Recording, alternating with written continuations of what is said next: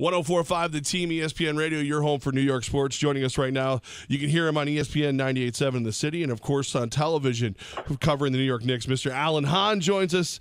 Hahn, less than a week to the NBA draft. Give us a list of the best players you think the Knicks might be able to get away with that 9th pick. I think DeAndre Ayton should completely tank and fall all the way to 9 so the Knicks can get him and make it the next Patrick Ewing. I mean, best case scenario, right? At 9, it's hard to target a player. There's I guess players that you'd like to see them get. There's obviously positions they need. They've talked about it pretty publicly, actually, how they need a wing player. I look at Mikal Bridges of Villanova as one of the few plug-and-play. He's obviously not a one-and-done player, so he's got a couple of years of college in his background. But, you're starting to see teams are not going away from these guys like they used to in the past. There's value in them. He's 21. It's not like he's going to be an old man. So Bridges is like a Trevor Ariza type of player, I think. I think that's what he'll become. And, if you look at the Rockets, he's very important on that team. So that would fill a need. If he's there at 9, I think they look and wing. But you always have to wonder, is there going to be a player or two who drop? And that's why they're interviewing so many players, especially guys that are projected to go top 5, because do your due diligence, get to know them, and see if they are dropping, why. And maybe if you can overcome whatever issues other teams might have with them, and you might get yourself a steal, like we've seen in the past from, other teams. I know you're half joking about DeAndre Ayton, but in your mind, is he by far and away the best player in this year's draft? I think so. I've watched a lot of tape. Everybody has flaws. I mean, he does too. I think he got bored in the college game. He's one of those guys that, he's so physically gifted. He's much stronger than a lot of guys he covered. So the knocks on him about how he had a tendency to, take jumpers instead of be aggressive, that at times he would fall asleep defensively, even though he's a great shot blocker and a great athletic, very athletic 7-footer. We're talking about a guy that really should have been able to dominate the game defensively and didn't at times. The film I watched looked like he was bored. He's got a lot of Joel Embiid in his game where he's just so much better. It's like physically stronger than guys around him at the college game that he just you pick and choose your spots. So I'm going to guess that's what he was doing. And once he gets to the pro level, he won't get away with it. And you'll see a little more of his game. I think he's by far the most gifted of the players available in the draft. But there's, you're going to see, this is going to be a big man draft, guys. This is not going to be in the past. We've always talked about point guards and scoring players. This is the year of the big man. This draft has a lot of unicorn, Porzingis. They have a lot of these guys now. Karl Anthony Towns, 7-footers who shoot threes and block shots. That's the new thing. This draft, a lot of them. ESPN's Alan Hahn with us right now on 104.5 The Team. Hahn, Trae Young, originally I looked at him and I thought, you know what, I don't know if I really want another volume shooter or whatever you would call him. If he's there at 9, is he the best guy the Knicks could grab? Again, if he's sitting at 9, there's a reason for it. The teams are passing on him. It could be, people call me alligator arms at dinner table, but it's only because I can't reach my wallet. For him, it's because he has short arms, and defensively that's an issue in the NBA. I would probably think if he's at 9, I think you got to take him, right? Because he is a talent, and it does change the way now you do things with your team. But I wouldn't look past this other thing. This is the other caveat of this trade, this draft. I just gave it away. Is that trading? You might see teams that don't love what they have at 5 and think I can trade back and still get the guy I want. You might see some NFL type moves in this NBA draft from teams that might just drop back and still get the guy they want. So Trae could be a guy that could flip. Doncic is another guy, European player everybody loves.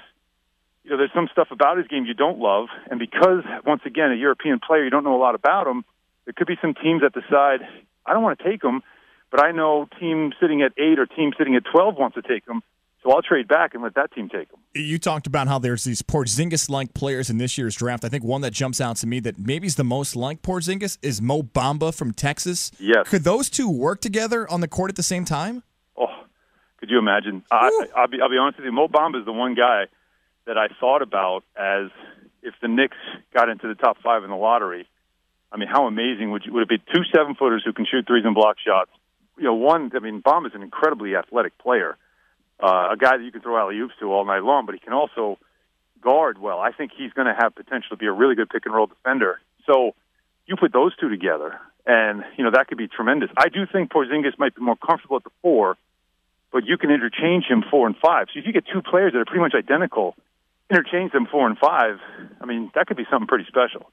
Alan Hahn with us right now on 104.5 The Team, talking a little Knicks hoops. You talked about, people trading back. If things don't fall just right, would this Knicks administration trade out?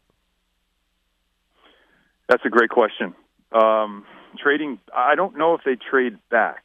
I think if they could get higher, that would be something. I know there's been a few things suggested out there. I guess Memphis is looking to move their pick if they can package it with the terrible Chandler Parsons deal. And I kind of feel like the Knicks have cornered the market on big contracts on injured players. So I don't think you need to add any more to the mix. So I'm not sure if they'd be, a player for that. It all depends on what you'd have to give up. And again, who's sitting there? Is that somebody that blew you away and you feel like, we got to get this player? And from what I've heard, I know that there's a number of players they like, but I don't think there's a player that they're salivating after, like, we got to get this guy.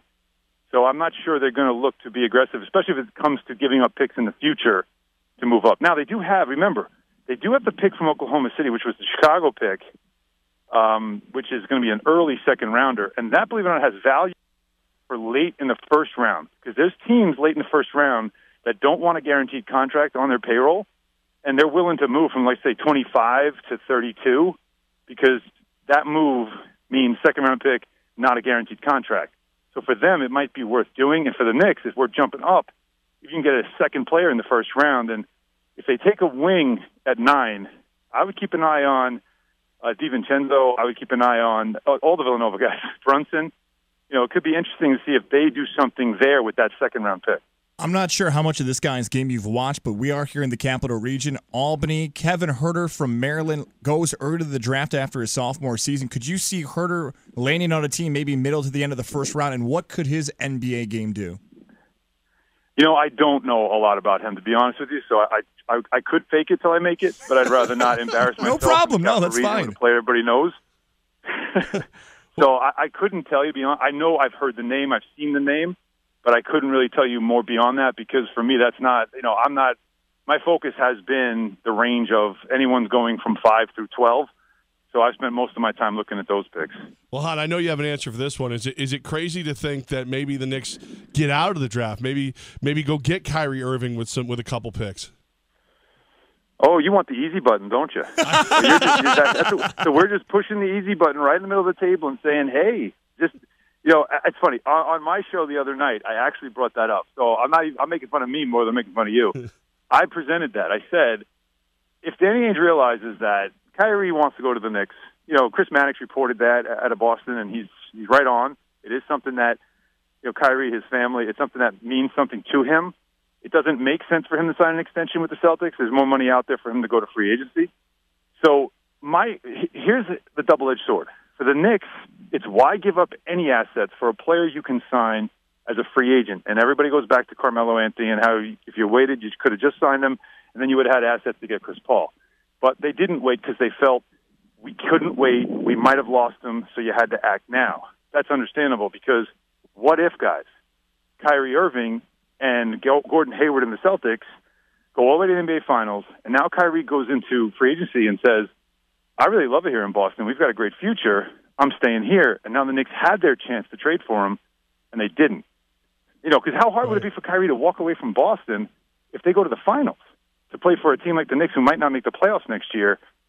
So there's where I think you're in that catch-22. Do you make the deal and get him now and ensure you have him, but you're giving up assets? Or do you wait and hope he still wants to come a year later where he could have some great success in Boston? Alan Hahn with us right now. So basically what I'm hearing is this might be the most entertaining NBA draft in a long time. The whole off season, isn't it always? Yeah. It really, look, you got LeBron, where's he going? Certainly Kawhi Leonard, what's going to happen with him? And Kyrie's situation, you never know what Danny Ainge is going to do. And yes, and the draft as well. I think it's going to be a very active night. Keep an eye on this. I keep telling people this. Keep an eye on the Lakers. If you see them move, especially if they move Lonzo Ball on draft night, that almost assures you that LeBron's going there. Wow. That's the stuff to watch, too. The little subtle moves that are happening that could all be leading to another wild July of free agency. Hahn, there's no way on God's green earth we get LeBron James here in New York, right? No. Well, twice a year if he stays in the East. Once a year if he doesn't. Just not blue and orange. Okay. Sailed, man. We were there in 2010. Once that was over with, that was it. It's over. You even twisted the dagger that time, Hahn. Like even. Yeah, well, look. Right now we're on the Titanic. I'm holding you, and you just let go of the medallion. It's going into the water. That's it. It'll stay there forever. Pay me like your French girls, Jack. That's all I'm asking. There's enough room on the door for both of you guys. You obviously haven't seen me. I'm not Rose. There's only room for me on that door. I'm sorry, Hahn. Great line. Alan Hahn, man, we appreciate you as always, and we're going to keep bothering you about the Knicks because you're one of the best, if not the best. Anytime, boys. Thank you.